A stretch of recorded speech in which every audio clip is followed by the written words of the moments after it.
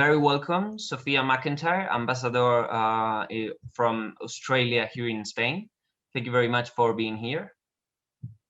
Thank you, Javier. It's a pleasure. Thank you so much. So I'd like to start this interview basically stating that in geographical terms, you are actually the ambassador who lives the farthest from home. So how does it feel to be so far away? Well, I am a long way from home, but I think our New Zealand colleague might have an even greater claim on being further from home than me. Yeah. But seriously, Australians are used to distance. We're used to travel. We're quite accustomed to having to spend 24 hours on a plane to reach our colleagues in Europe. so having lived in Europe for quite some time, it doesn't concern me too much. Although I have to say, in this era of COVID, the distance is longer. Knowing that it's harder to get back to Australia and you can't arrive quickly. If you do go back, you need to spend 2 weeks in quarantine. Does make a difference to that sense of connection to home. Okay. Are you still, I mean, I guess you are, but I don't know how often you are able to go back home, or you spend most part of your time here in Spain? I don't know. I arrived in Spain in mid last year, and I haven't been back to Australia since. Okay. At the moment, Australia's external border is temporarily closed, so it is difficult to get home. Okay. And there are Australians who are still waiting to get home. So I have no near-term plans to travel back. All right. Okay, so I was going to ask you, between Australia and Spain, there's been very fluent relations in many different aspects for 52 years now, okay? And I would like to ask you, would you argue that defense and military contracts are the most important fields which connect our two countries? Defence contracts and defence material cooperation has been a significant part of the relationship. Spanish companies, including Naval and others, have had significant contracts from the Australian Defence Forces. But I would say the relationship has matured and expanded and has additional depth these days. It's not to say that the defence relationship is any smaller, but other parts of the relationship have really flourished and are growing in a very encouraging way. We've seen excellent development of the commercial links between Australia and Spain, particularly in the last 10 years. You've seen a lot of Spanish companies establish themselves in Australia and are doing very well, particularly in the sectors like infrastructure and energy. And also we have a really good dynamic of cooperation, particularly in the multilateral sphere. We approach multilateral issues in a very like-minded way. We both support the rules-based order. We share the same values. We promote human rights. We care about gender equality, and there's a flourishing sense of solidarity on some of these issues that comes through in the way we work together in organisations like the United Nations. All right, that's wonderful to hear, because it's always great news that our relations go beyond military and defense programs. So that's wonderful. I was going to ask you, you as ambassador, are you involved in major projects and programs that you just mentioned, which go beyond military and defense programs? So the distinction with defence programs is that they are government contracts. So there is that well, from our side they are. Navantia is a company here, but it has certainly government interests connected to it. So we're more involved in those contracts than we are in the commercial partnerships, but we certainly involve ourselves in trying to promote interest in both directions in the opportunities available. So we work with organisations like the Spain-Australia Council Foundation, which has a number of corporations that sit on the board. to look at opportunities and promote opportunities in Australia. And in Spain, I also have regular contacts with Australian companies and talk to them about what I see the situation here as, and where there might be opportunities. For example, with the recovery funds and the recovery plans that Spain has over the next few years. All right, that's wonderful. That's wonderful that that's actually taking place between these two countries. But talking about Navantia, okay, I'd like to ask you, do you believe that the fact that Navantia has got a branch office in Australia really eases military cooperation? Or maybe from any point of view, maybe not military, but also commercial, as you mentioned. What's the impact of this branch office? Yeah, well, it's a sign of the strong relationship that we've built over recent years. Navantia has built most recently 3 LHD destroyer ships for Australia, and is in the process of completing a contract to build 2 supply ships. The first one sailed into Sydney Harbour to be handed to the Australian Navy just in January, and the second one's due later this year.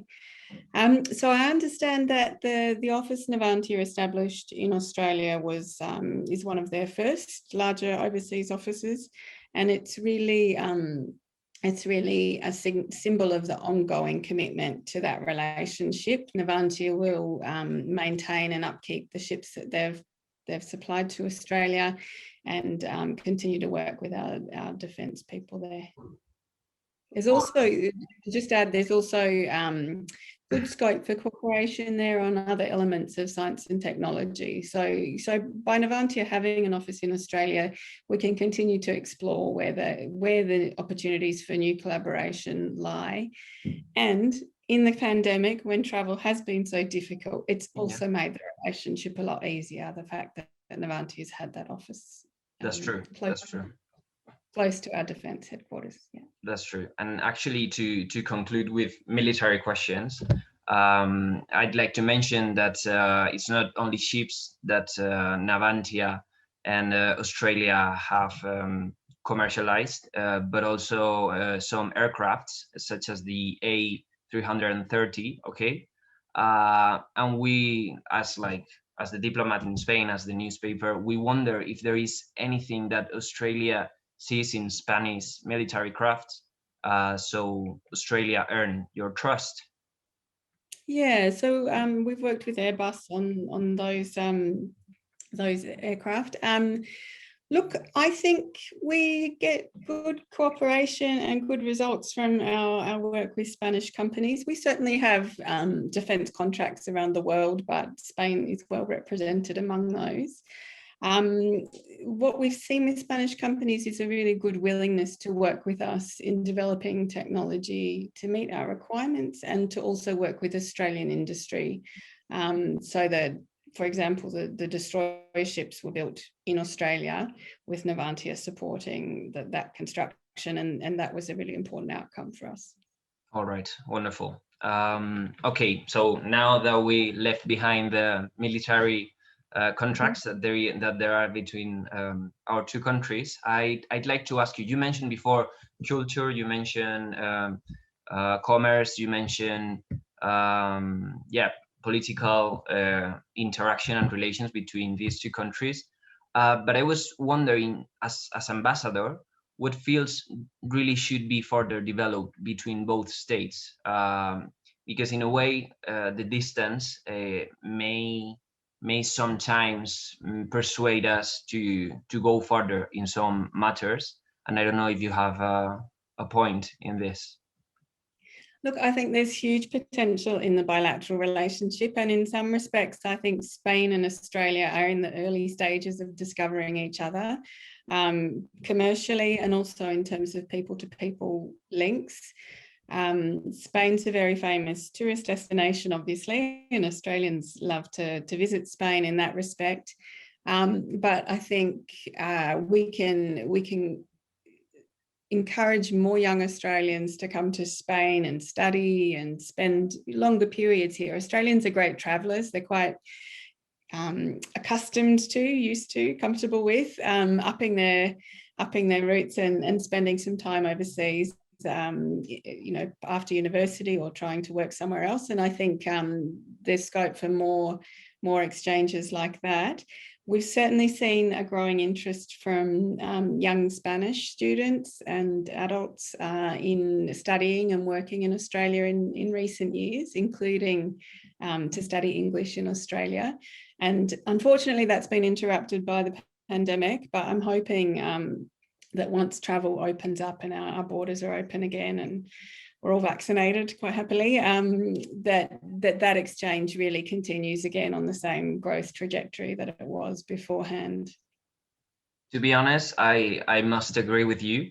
At least from a personal point of view, Australia, at least like the Spanish people who I know, they always kind of dream with going to Australia, at least to know that very, very, very far away place. So I'm happy to hear that we are actually in early stages of greater relations. Also, maybe one of the most successful programs between our two countries is the Work and Holiday Project for Spanish youth.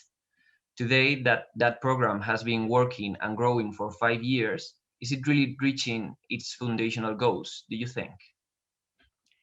Yes, absolutely. We've had a great response to the Work and Holiday program, particularly from young Spanish people wanting to spend some time in Australia.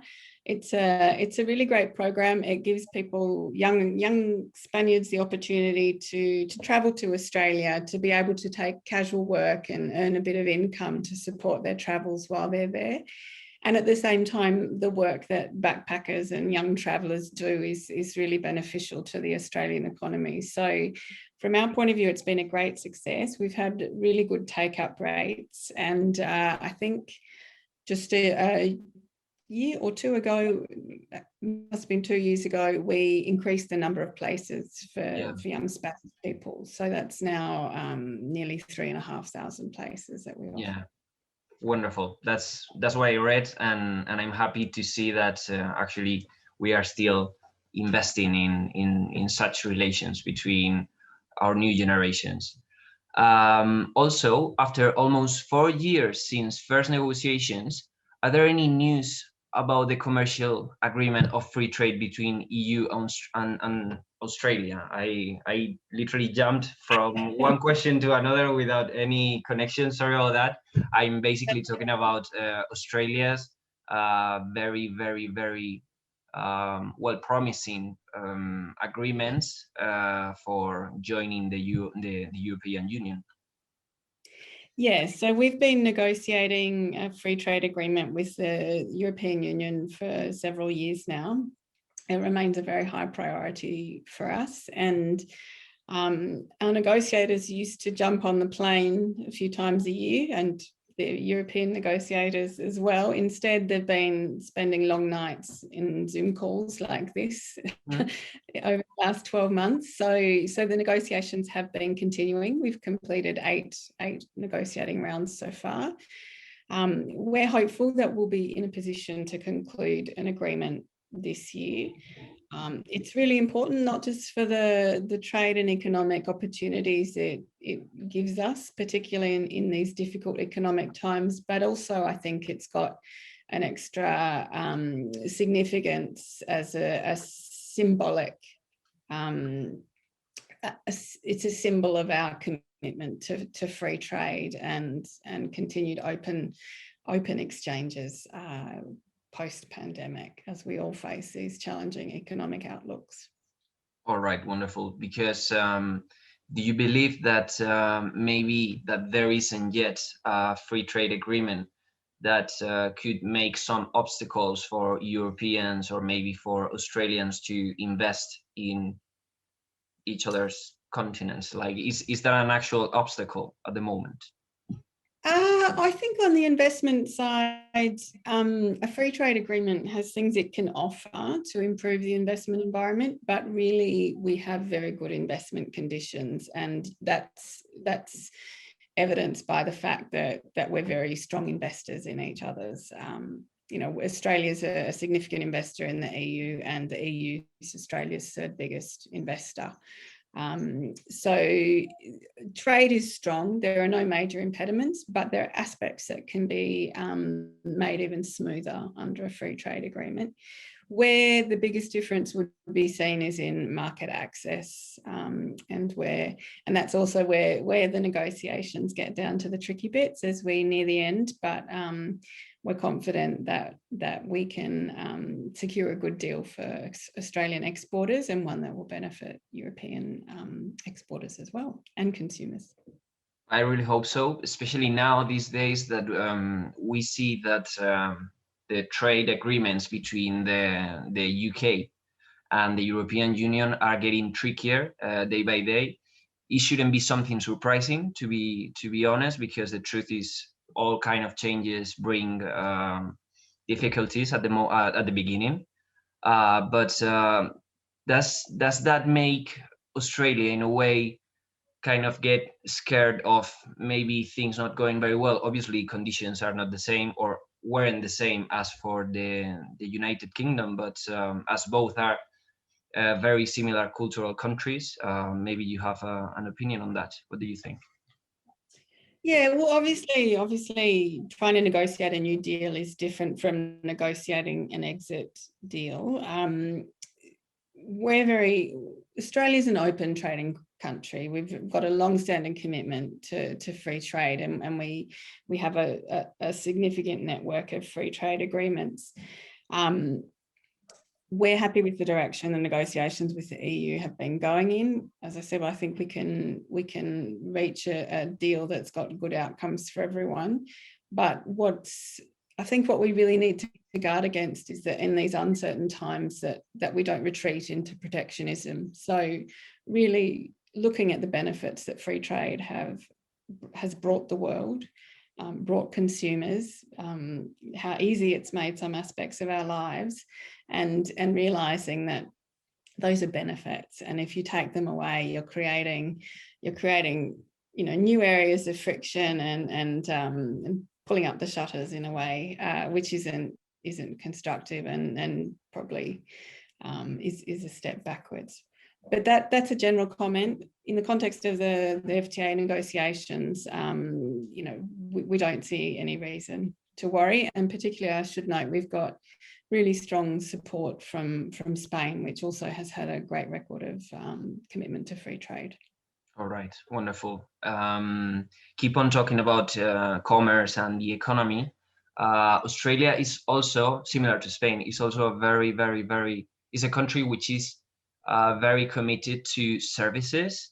70% of the Australian economy is based on different kind of services, but that's something that have in common Spain and in Australia. So I'd like to ask you, how is it affecting to Australia this pandemic, which is obviously hitting services the most? Yeah, exactly. Tourism services, hospitality services have been really severely affected by the pandemic, and it's a very difficult situation because we just don't know when things will return to where they were before. And unfortunately, in all countries, there'll be operators that don't see it through to the other side of this situation. In Australia, we have, the services have many faces. So we have tourism, we have hospitality, we have a huge education services sector, which has been hit very hard. We have a lot of international students, particularly from our region in the Indo-Pacific, who come to study in Australia. And while some have managed to continue those studies, there's been a big hit to that sector and to those students as well. So some sectors are doing it tough. Overall, there are signs of recovery, and we're hoping that, we will move into a recovery phase quite strongly this year. The economy is bouncing back. The domestic tourism sector is up and running because, Australia's luckily we've got a very low COVID rate. So people are able to travel again recently, internally, and it brings a certain confidence and optimism, I think, which is really important to get the economy moving and keep providers open. Yeah. Okay, actually catching that point that you just made, and carry on talking about this question that I just made. Is there anything that Spain and Australia could learn from each other, considering that they are so similar in this sense? Do you believe? On the services side, well, Exactly. I'm sure. Exactly. Yeah, I'm sure there are, and actually, that's an area that I've talked to different elements of your system here about where we can share experiences and learn. Part of it's, of course, understanding how this disease works and how you best manage it. But part of it's understanding what economic measures work to support businesses coming out the other side as well. And we certainly monitor what Spain's doing closely and report that back to Canberra. We've had quite similar, without coordination, of course, we've had quite similar measures in place. So both of our countries have had measures which provide support. We call it JobKeeper in Australia, so that businesses get support to keep employees on even when their income has dropped. We've given support to people with mortgages so that they can, they won't lose their house if they have an interruption to income. There's a broad range of measures that are quite parallel to those that Spain has in place. Okay, hopefully we carry on learning from each other through the embassy. So that's wonderful. And now jumping to one of the, well, it's such an impressive global goal that Australia is trying to reach, which is Australia is currently trying to abolish death penalty worldwide. And I'd like to ask you, do you believe that that purpose is possible in such a complicated world that we live in these days? That's a good question, a difficult question. Yeah, Australia has a really long-standing commitment to the abolition of the death penalty. We don't believe the death penalty is ever appropriate for any crime in any place for any person. And it's been a long-standing bipartisan position in Australia. So one that has lasted over the years.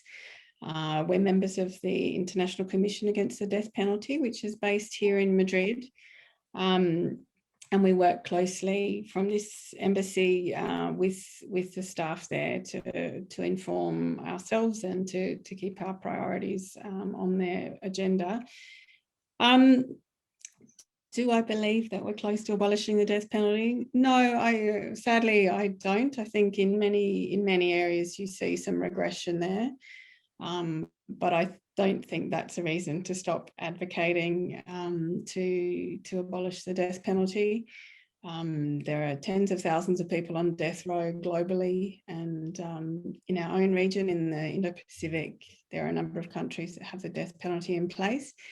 And we do see signs of progress. Some countries are considering taking death penalty off their books, and have moved slightly in their positioning internationally. So we try and work constructively where we see those openings. All right, and obviously, like the biggest action should be done, obviously, in countries where death penalty is still happening, right? But do you think that other countries' active support to Australia's purpose is important, or really is not something which makes a difference? You mean working together with other countries? I mean other countries openly stating support to Australia's attempt to abolish death penalty. Well, yes, I think it's very important that, because what we're doing is looking at what international rules and norms we want to promote under the banner of human rights. And those are really protected through international organisations, which gain their legitimacy and their authority from the support of member states. So it's really important that we keep that critical mass and that level of consensus that protects human rights and sets standards that make the world a decent place. Okay, wonderful. And getting to an end of this interview, I'd like to ask you, besides the obvious obstacles that the pandemic has entailed for the last year, since 2018, there has been no bilateral trips between both countries, if I'm not wrong. And do you know if our two governments still keep active contact, at least via video conferences? Yes, absolutely. And the fact that there hasn't been any visits is because we did have an agenda planned for last year. We've got a tentative agenda for this year, which may, lead into next year, I'm afraid. But absolutely, there are regular contacts at ministerial and leader level, and we really value the opportunity to work closely with Spain. Those linkages are important, and as I said, we share the same approaches on many issues, and it's really important to share ideas and share positions and align where we can. All right, wonderful. So this is the end of the interview. Thank you very, very much, Sophia McIntyre, Australian ambassador here in Spain. Thank you for being here. Thank you, Javier. It's been a pleasure. Thank you so much.